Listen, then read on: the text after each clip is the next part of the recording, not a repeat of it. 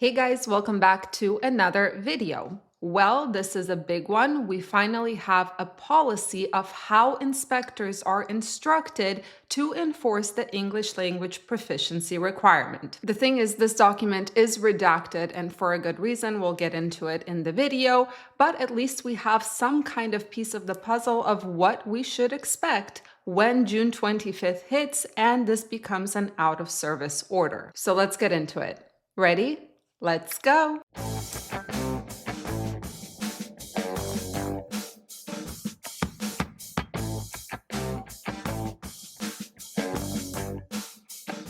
All right, so first and foremost, for those who have missed it, who haven't seen it, yesterday Sean Duffy gave some comments in Texas regarding not only the English language proficiency requirement and how it will be enforced, but also about the additional action that is going to be taken in order to review the security of CDLs, where the DOT is going to be involved in reviewing non-domiciled CDLs. And this is to ensure that only qualified drivers are driving on the roads. Now, to be honest, this video is everywhere, so I do encourage you to look at it. His speech is about 10 to 15 minutes, I would say.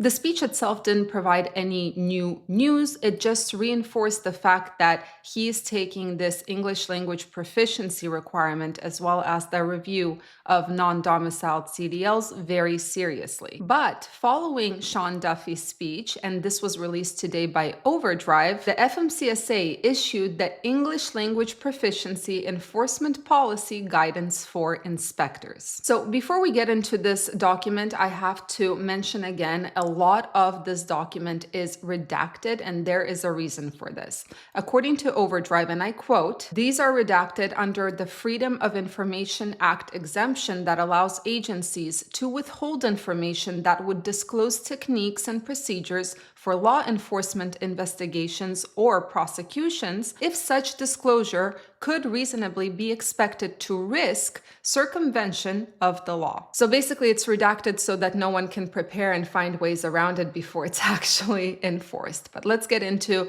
the document and see what inspectors are instructed to do. So number one, this policy officially cancels the 2016 policy that basically made an English language proficiency violation not an out-of-service order. For those of you who are unfamiliar, the 2016 policy basically told inspectors, yeah, you can cite the driver if there is a lack of English language proficiency, but you are not allowed to put them out of service. So that is canceled. Number two, this policy tells inspectors to perform all inspections in the English language. And then it says, and I cite this, "If the inspector's initial contact with the driver indicates that the driver may not understand the inspector's initial instructions, the inspector should conduct an ELP assessment in order to evaluate the driver's compliance with the ELP requirement." So what will it look like? So first, there's going to be a driver interview. Now, because this document is redacted for good reason,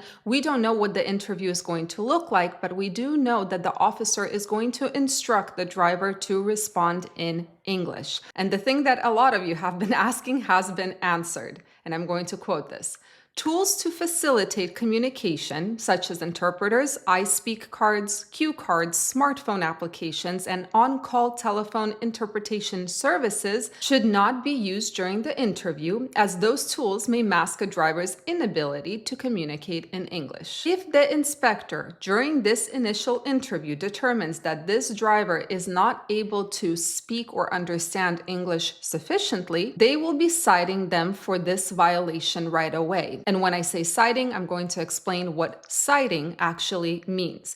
But if the inspector is unsure and unclear as to whether the driver is just nervous or what's going on, they proceed to step two. Step two is called the Highway Traffic Sign Recognition Assessment, determining a driver's ability to understand sufficiently United States highway traffic signs, including changeable signs in the English language. Now, again, we don't know which signs or how this will look, but basically what the officer will do, I'm assuming, is show different signs and expect the driver to explain in English what these traffic signs mean. All right, let's go back to the whole citing a driver for this violation. What does citing actually mean? Well, if the inspector determines that he or she must cite the driver for the English language proficiency violation, there are a few steps that the officer must take. Number one, and I quote this, the inspector must document all evidence to support the identified violation, including the driver's responses or lack thereof. Number two, the inspector will immediately place the driver out of service. And number three, when warranted, the inspector may initiate an action to disqualify the driver from operating commercial motor vehicles in interstate commerce. This is quite interesting, and my question right away, because it's not answered in this document,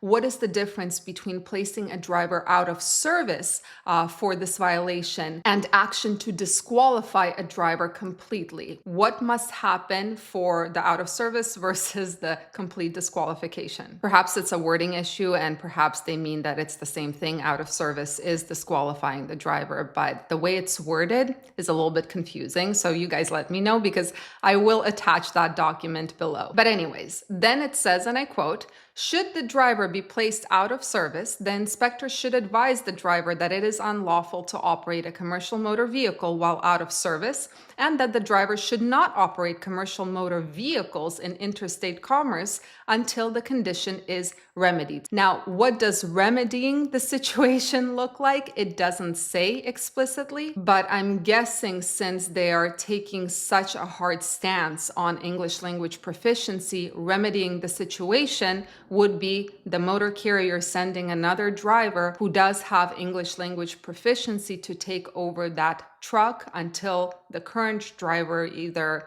learns English or whatnot. Now, this document also answers some questions about other things. For example, for drivers operating in the border commercial zones along the US-Mexico border, if those drivers do not speak English, they will be cited for this, but they will not be placed out of service. And number two, and this is a big one because a lot of people were asking about this, drivers who are hearing impaired but have obtained an exemption from the hearing standard shall not be deemed unqualified and placed out of service if they are unable to communicate orally in English. So this policy is effective immediately, meaning right now. And the document states that while the out of service order is going to start on June 25th, all federal inspectors are to begin implementing this policy for all commercial motor vehicle drivers entering and operating within the US, and take all necessary action to initiate the driver disqualification process should a driver be deemed unqualified. Which makes me wonder, what does that mean? Does that mean that the officers, some officers, will be keeping track of the CDLs of folks who do not speak English before it becomes an out of service order, and then maybe that will trigger an audit? I have no idea. I'm speculating here. So yeah, guys, that's what we have. That's what we have been waiting for, is to find out what will the process look like. I still have a lot of questions that are not quite clearly answered, but I think this is because this document is redacted. But yeah, I'm attaching it down below for anyone who wants to read it and see for themselves what they should expect. Anyway, guys, thank you so much for joining and watching today. I hope you have a beautiful rest of your day. Stay safe, stay healthy, and keep learning. See you in the next video.